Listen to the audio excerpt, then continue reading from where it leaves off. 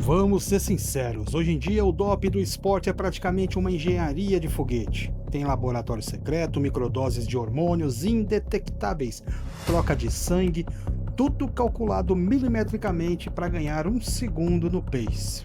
É sofisticado? É ciência? É, convenhamos, Nutella. Porque houve um tempo, meus amigos, houve um tempo que o doping não era feito escondido no banheiro. Ele era receitado pelo médico no meio da prova, na frente de todo mundo. E o suco dos campeões não era isotônico de limão ou gel de carboidrato importado. O segredo da performance era uma mistura deliciosa de clara de ovo crua, conhaque barato e veneno de rato. Bem-vindos à Maratona Olímpica de 1904, a prova mais estúpida, perigosa e bizarra da história do esporte, onde o vencedor não cruzou a linha de chegada com os braços erguidos. Ele cruzou sendo carregado, alucinando e tecnicamente morto. Se você acha que a sua última corrida foi difícil porque o sol estava quente ou porque o tênis apertou o dedinho, senta aí. Você vai descobrir que a gente tem vida fácil. Para entender o tamanho desse desastre, a gente precisa voltar para St. Louis, Estados Unidos, em 1904. O cenário já era um convite para a tragédia. A temperatura no dia da prova beirava os 32 graus na sombra, com uma umidade de 90%. Sabe aquele ar pesado que parece que você está respirando sopa? Era isso. Mas o calor era o menor dos problemas. O percurso de 40 quilômetros era basicamente uma estrada de terra batida, cheia de pedras e subidas insanas. E, para piorar, a organização teve a brilhante ideia de deixar os carros dos juízes e dos médicos irem na frente dos corredores. O resultado? Os carros levantavam nuvens de poeira tão grossas que os atletas não conseguiam respirar. Teve corredor que teve hemorragia interna no pulmão só por respirar durante 3 horas. Mas o verdadeiro vilão dessa história não foi o clima, foi um homem chamado James Sullivan, o organizador-chefe das Olimpíadas. James Sullivan achava que era um cientista e ele decidiu usar a maratona olímpica como um experimento sádico. A hipótese dele era a seguinte: a desidratação proposital melhora a força de vontade e a performance do atleta. Parece piada, mas é sério. Baseado nessa ciência, ele proibiu a distribuição de água. Em 40 quilômetros de prova, sob um sol de 32 graus, existia apenas um posto de água, lá pelo quilômetro 18, e a água vinha de um poço agrícola enferrujado. Você reclama quando a água do poço de hidratação lá tá morna? Esses caras correram uma maratona bebendo poeira e ferrugem. Dos 32 malucos que largaram, apenas 14 terminaram. E, honestamente, o elenco dessa corrida parecia um filme de comédia ruim. Não parecia uma Olimpíada, parecia um episódio de corrida maluca. Primeiro tínhamos Félix Carvajal, um carteiro cubano. O cara perdeu todo o dinheiro dele jogando dados em Nova Orleans e teve que pedir carona até St. Louis. Ele chegou na largada usando sapatos sociais, camisa de botão e calça comprida. O outro competidor com pena pegou uma tesoura e cortou a calça dele na altura do joelho para virar uma bermuda. Durante a prova, Félix não comeu gel de carboidrato. Ele parou num pomar, roubou umas maçãs, descobriu que as maçãs estavam podres, teve uma cólica intestinal terrível e parou para tirar um cochilo na beira da estrada. E o mais incrível, ele acordou e ainda chegou em 4º lugar. Tínhamos também Len Tauniani e Jan Machiani, 2 corredores da tribo Tissuana da África do Sul. Eles foram os primeiros negros africanos a competir numa Olimpíada. O Len tinha tudo para ganhar a prova, ele corria descalço e voava baixo. Mas ele cometeu um erro tático. Passou perto de uma matilha de cachorros selvagens e ele teve que correr quase 2 km fora do percurso, fugindo dos cães para não ser mordido. Chegou em 9º lugar.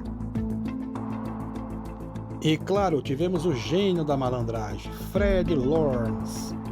O americano Fred Lawrence teve uma cãibra logo no começo no quilômetro 14. O que ele fez? Desistiu? Não. Ele acenou para o treinador dele, entrou no carro e foi de carona por 17 quilômetros, dando um tchauzinho para os outros corredores que estavam morrendo na poeira. Perto do estádio, o carro quebrou. Fred, descansado e fresco, desceu do carro e correu os últimos quilômetros para entrar no Estádio Olímpico como o grande campeão. A multidão foi à loucura. A filha do presidente Roosevelt já estava colocando a medalha de ouro no pescoço dele quando alguém gritou da plateia: "Ei, esse cara veio de carro." Fred Lawrence sorriu e disse que era só uma piada. Humorista ele, né? Foi banido do esporte pelo resto da vida, mas perdoaram ele um ano depois. Mas a verdadeira história de terror e o motivo pelo qual você clicou nesse vídeo aconteceu com um homem que estava realmente liderando a prova, o americano Thomas Hicks. Hicks era um corredor sério, mas no quilômetro 16 o corpo dele começou a desligar. A desidratação e o calor estavam matando o cara. Ele começou a implorar por água. Os treinadores dele, seguindo a ciência na época, negaram a água. Em vez disso, eles limparam a boca dele com uma esponja de água morna. No quilômetro 25, Hicks não aguentava mais ficar em pé. Foi aí que a equipe médica decidiu apelar para o doping medicinal. Eles prepararam um coquetel, claras de ovos crua, para dar proteína e doses generosas de brandy, sim, conhaque, álcool. Um calor de 32 graus com o corpo desidratado. É a receita perfeita para o colapso. Mas não parou por aí. Como ele continuava piorando, eles injetaram nele doses de sulfato de estricnina. Para quem não sabe, estricnina é literalmente veneno de rato. É usado para matar pragas. Naquela época acreditavam que em doses minúsculas serviam como estimulante. Mas a linha entre estimulante e morte é muito fina. Hicks tomou a primeira dose, o rosto ficou cinza, ele parou de respirar. Deram a segunda dose de veneno, mais conhaque. Nos últimos quilômetros, Thomas Hicks não estava mais correndo, ele estava alucinando. Relatos dizem que ele olhava para o horizonte e via coisas que não existiam. Ele achava que a linha de chegada estava a 20 km quando faltava apenas 12. Ele corria num estado de transe movido quimicamente por veneno e álcool. As pernas dele se moviam mecanicamente, mas a mente já tinha ido embora. Quando ele entrou no estádio, ele não conseguia mais levantar os pés. A foto mais famosa dessa Olimpíada mostra dois treinadores segurando Hicks pelos braços, enquanto ele arrasta a ponta dos pés na terra, com o olhar perdido, parecendo um zumbi. Eles literalmente carregaram ele até a linha de chegada. Assim que o peito dele cruzou a faixa, ele colapsou no chão. Os médicos correram para atendê-lo. O diagnóstico? Se ele tivesse tomado mais uma dose de estricnina ou corrido mais 500 metros, ele teria morrido ali mesmo, ao vivo, na frente do mundo todo. Ele perdeu 4 quilos em poucas horas, ficou entre a vida e a morte no vestiário. Mas ei, ele ganhou a medalha de ouro. Valeu a pena? Thomas Hicks sobreviveu por milagre e viveu até os 76 anos. A maratona de 1904 foi tão desastrosa que o Comitê Olímpico considerou seriamente cancelar a modalidade das Olimpíadas. Para sempre. Achavam que o corpo humano não foi feito para correr 42 quilômetros. Então, meu amigo, da próxima vez que você estiver no quilômetro 35 xingando mentalmente porque o isotônico está meio quente ou porque o gel de carboidrato é muito doce, lembre-se de Thomas Hicks. Pelo menos você não está correndo numa nuvem de poeira, sendo perseguido por cachorros selvagens e tomando injeção de veneno de rato, receitada pelo seu treinador. Nós temos vida fácil e nem sabíamos.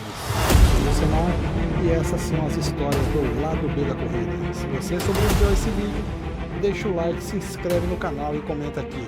Você tomaria o suquinho proibido de 1904 para garantir seu RP? Até a próxima!